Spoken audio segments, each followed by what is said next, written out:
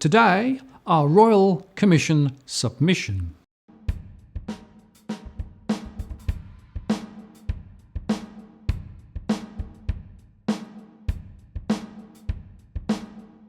Hello again, I'm Martin North from Digital Finance Analytics. Welcome to our latest post covering finance and property news with a distinctively Australian flavour.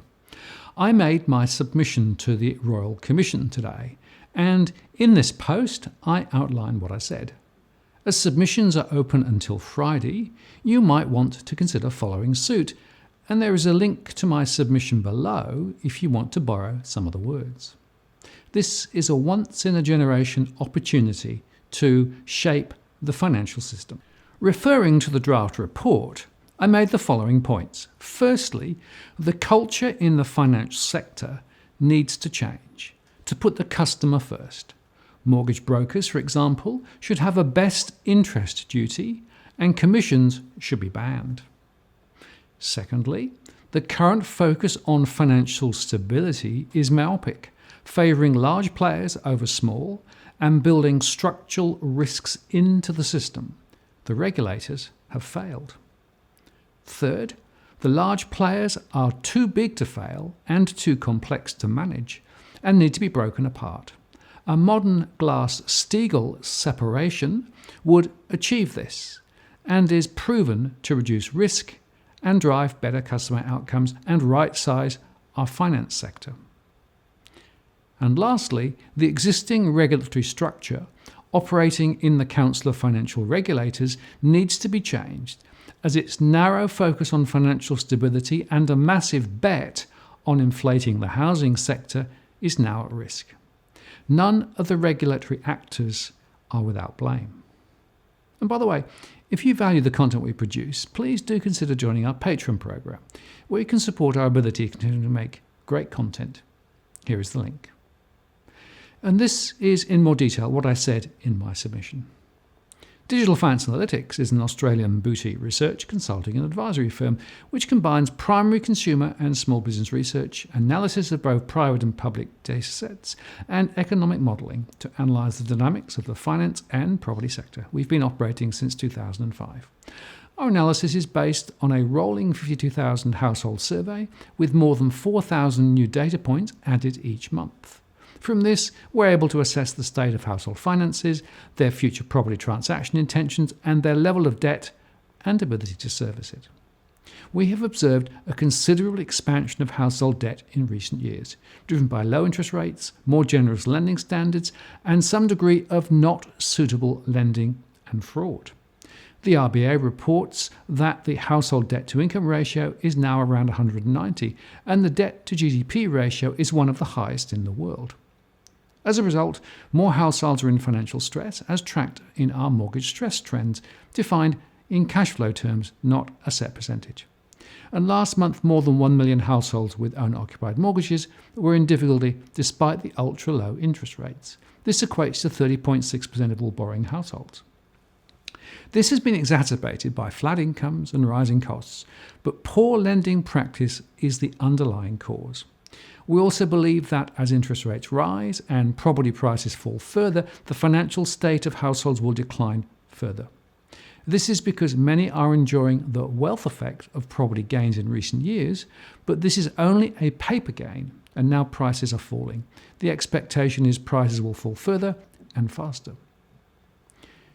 So turning to the cause of property price falls, following many years of over-free lending, the regulators have now intervened to an extent, and as a result, lending standards are tightening, with up to 40% fall in borrowing power for many compared with a year ago. In the main, though, this is a result of the existing regulations now being applied as originally intended, rather than new laws, as incomes and expenses are being tested as opposed to using a formula based on HEM, household expenditure measures.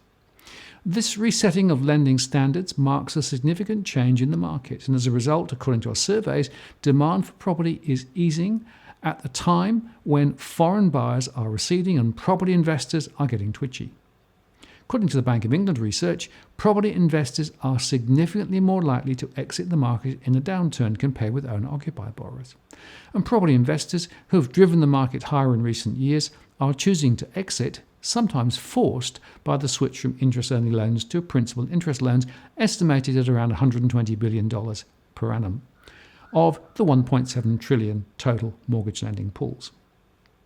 Our modelling shows that it is credit availability which has pumped up property prices and which allowed the banks and other lenders to grow their balance sheets and profits, and the reverse is also true. The normalisation of lending standards will rightly reduce credit, thus driving home prices and bank profitability lower. The catch here is that for more than a decade, Australia's economic performance has been built on the back of ever greater mortgage and consumer debt, home price growth and construction. Thus, from a policy perspective, government and the RBA will defend high levels of credit and home prices despite the risks. The other factor to consider is that as banks were so reliant on home lending to drive profitability, the incentives were there to overlend, bend the rules, and reward poor behaviour. They have not followed regulatory guidelines, nor have they met community expectations. In a word, greed, as your draft report shows. The policy challenge is that whilst the restatement of the current lending standards will assist, there are some more significant structural questions to be considered. Regulation and changes to the law alone cannot address the issues you call out.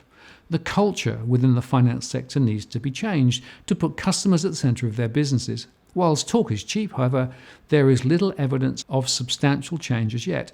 The removal of commissions should be a cornerstone, as conflicted remuneration remains a significant problem. For example, mortgage brokers should have a responsibility to act in the best interests of their customers.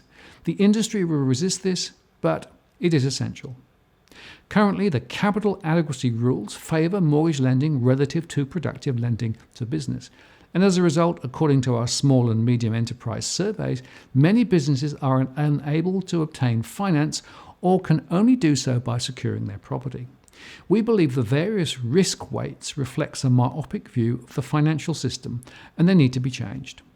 Too much of the bank's portfolio of loans, up to 65%, is against residential property. This is extraordinarily high by international standards and presents a significant risk, to say nothing of the lack of business investment which has resulted.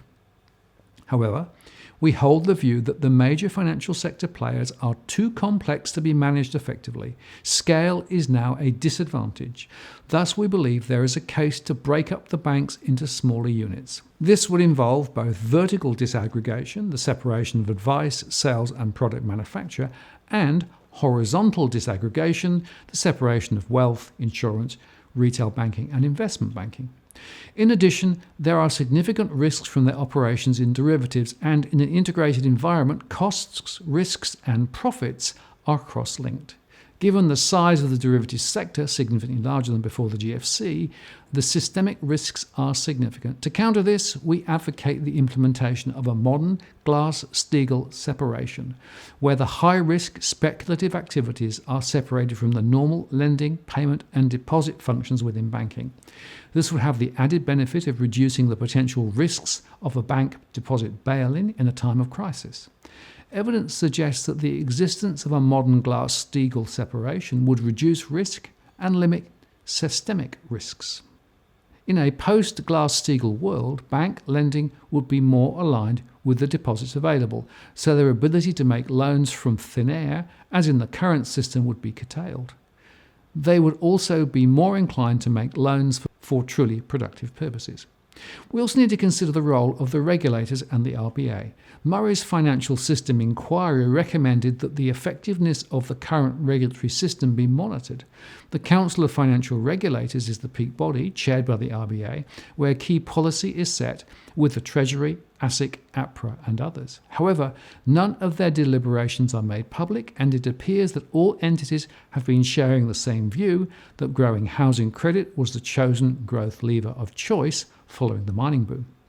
It appears that the weak supervisory approach from ASIC and APRA stemmed from this policy and was supported by policy rates being set too low.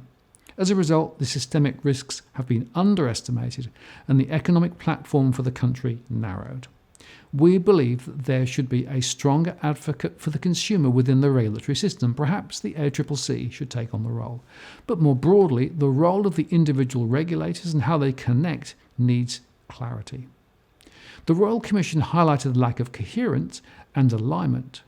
And we would also argue, perhaps beyond the scope of the current inquiry, that APRA has myopically focused on financial stability at the cost of good consumer outcomes and competition, that the regulators favour large players over small players, that the RBA policy rates are too low, that ASIC so far is still perceived as a weak and ineffective regulator. Thus, the area of appropriate and effective regulation is critical. As always, if you like what you've seen here today, please share and like the post and add a comment or question. I read them all. And if you want to join the growing band of subscribers who receive alerts when we release new posts, do subscribe now by hitting the subscribe bell. And if you've already subscribed, many thanks. I really appreciate your support and participation. I'm Martin North, the Principal Analyst at Digital Finance Analytics. Many thanks for watching, and I'll see you next time.